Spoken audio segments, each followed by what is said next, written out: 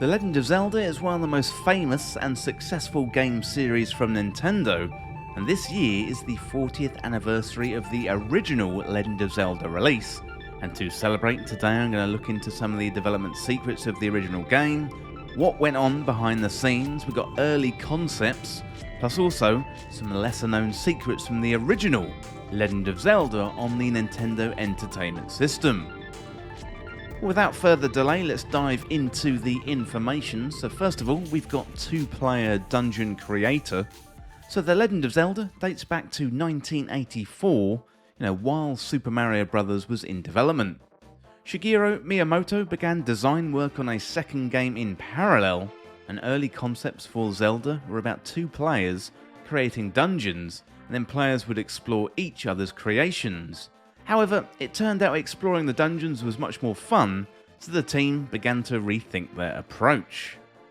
Well, next up we got opposite of Mario, so as the Nintendo team began to rethink their approach to the game, Miyamoto wanted The Legend of Zelda to be the polar opposite of Super Mario Bros.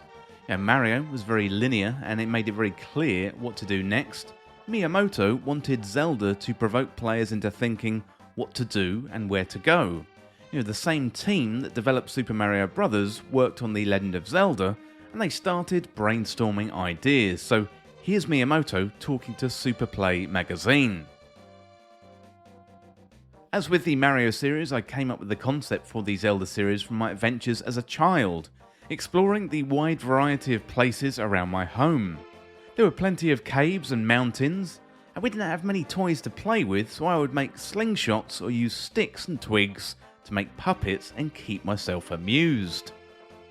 Well, next up we got early designs and inspiration. So the early designs for Nintendo's new game was codenamed Adventure Title.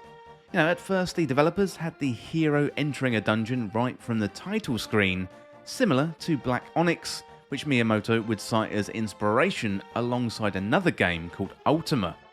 Miyamoto's childhood of exploring caves was weaved into the design, alongside other inspirations popular in Japan at the time, including the Tower of Druagia, and also the ideas of exploring caves and dungeons, all connected by vast green land, were blended together in the early prototype for The Legend of Zelda.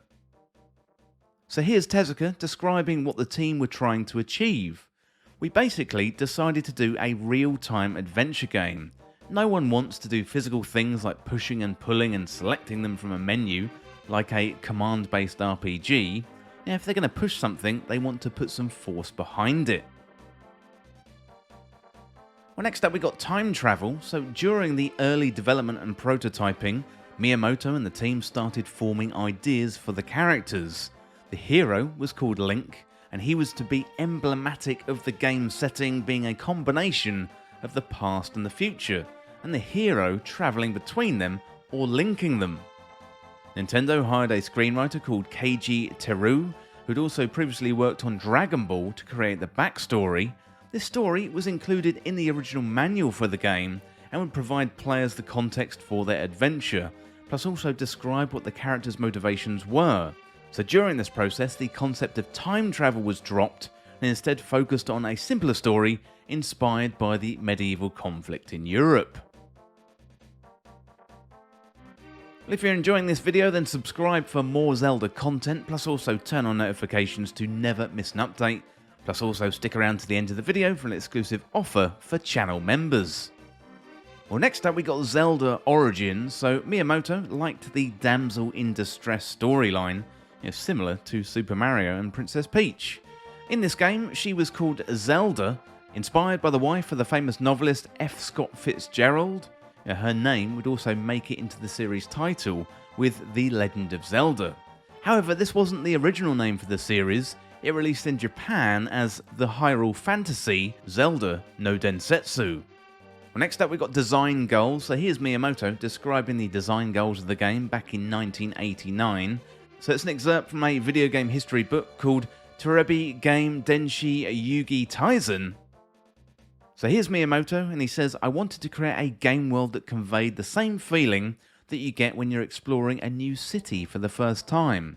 Now how fun would that be, I thought, if I could make the player identify with the main character in the game, get completely lost and immersed in that world.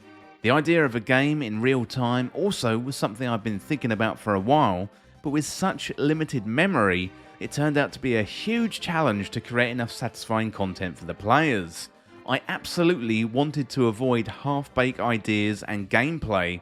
Since Zelda was released, I think the market has seen an increase in mean-spirited, petty games, and I still feel that sense of responsibility.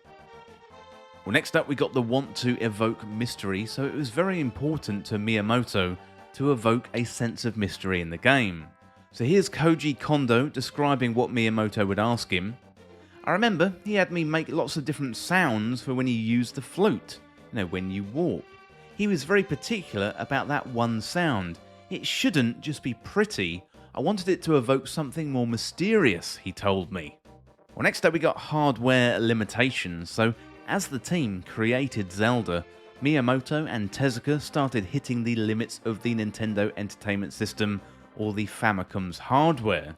They tried to work around them, but they were hitting brick walls and had to scrap ideas.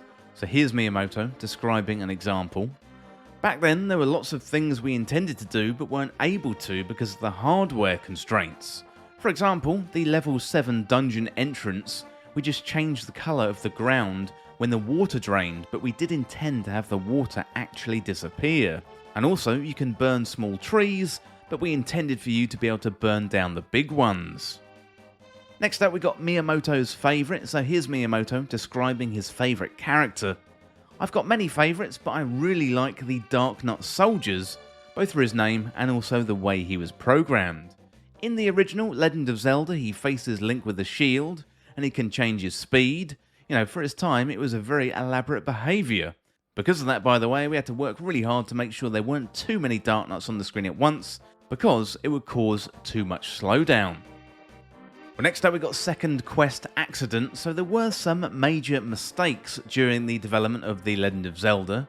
Dungeons were mapped out on graph paper, and each square on the graph represented a single room, and all pieces were laid out like a jigsaw puzzle. Tezuka handed off the design document to Toshihiko Nakego, who then translated the designs exactly as they had been provided. But due to an error, Tezuka had only used half the data that the programmer had coded, meaning the game ended up being half its original size. Miyamoto actually felt like these smaller dungeons had led to a tighter gameplay experience, and suggested the other half of the data be used for an unlockable second quest for players to discover, which you can access after you first beat Ganon. And finally, we've got commercial success, so The Legend of Zelda was a huge success for Nintendo, going on to sell more than 6.5 million copies on the Famicom Disk System and also the Nintendo Entertainment System. This set the scene for future Zelda games, even though Nintendo initially deviated from this formula with Zelda 2: The Adventure of Link. They would go back to the original formula later on the Super Nintendo with A Link to the Past, and then years later, Breath of the Wild takes inspiration from the original Legend of Zelda, and that redefined the Zelda series on Nintendo Switch. Well, that is it for all the development secrets from the Legend of Zelda on the Nintendo Entertainment System, and let me know in the comments what you think. And also let me know if you think I've missed any secrets. I would love to hear from you down there in the comments. Well, that is it for this video today for the development secrets from A Legend of Zelda, and as always, thank you so much for watching or for listening. Don't forget you can hit that subscribe button down below for even more Zelda content here on Triforce Times, and you can also like the video and share the video too. That would help me out here on the channel. Well, thanks again, and I'll see you soon. Well, this video is brought to you by Triforce Times Backstage. This is available through Patreon or YouTube membership, and you're going to get exclusive benefits, plus you'll be able to go above and beyond to support Triforce Times. Free content is core to Triforce Times, and you can continue to enjoy these videos that you know and love. However, if you want to enjoy the benefits like early access, our community Discord, shoutouts in the credits of videos, content polls and exclusive videos, then select the tier that is right for you and join Triforce Times Backstage today. So help me make Triforce Times be even bigger and better, plus you're going to get some added benefits for a small fee every month. Well, thank you for listening, and now it's time to go back to the video.